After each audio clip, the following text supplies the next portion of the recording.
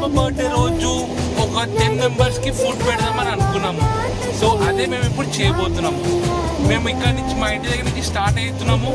వెళ్ళి దారిలో ఎవరికైతే ఆకలి వేస్తుందో, నిజంగా నైట్ టైం ఫుడ్ లేక ఎవరు బాధపడుతున్నారో వాళ్ళకి ఒక 10 మందికి నా పాప బర్త్డే రోజు ఫుడ్ ఇద్దాం అనుకుని వెళ్తున్నాము. సో ఈ రోజుతో మన ప్రోగ్రామ్ స్టార్ట్ అవుతుంది. దీని తర్వాత నేను ఏ ప్రోగ్రామ్ చేసినా కూడా నేను ఎంత ఎర్న్ చేస్తానో దాంట్లో 10% ఒక మంచి పని చేయడానికి పెట్టుకుంటున్నాను. సో అదే నా థాట్, అది నా పాపకి నేర్పిస్తాను. సో మనం ఏం చేస్తామో అదే మన పిల్లలు చూసి నేర్చుకుంటారు.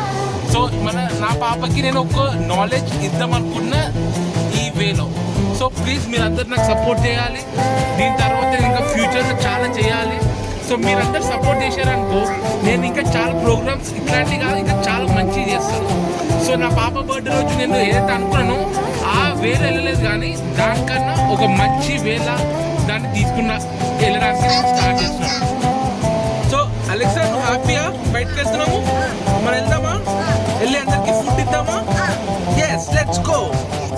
Say we are going say to give foodie to everyone because it is my birthday.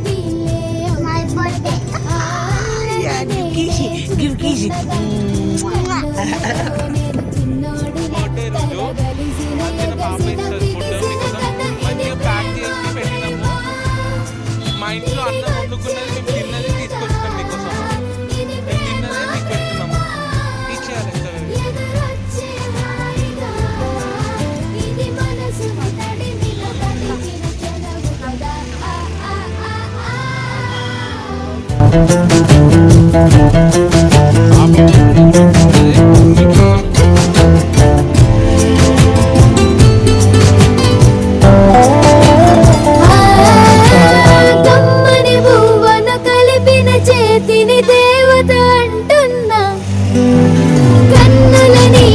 తుడిచిన వేలికి కోవెల కడుతున్నా జోలలు నాకే పడరుగా ఆ జాలిని మరచి పోలేనుగా నిరూపిన అవుయల నా హృదయ పులయలలో పతిలము.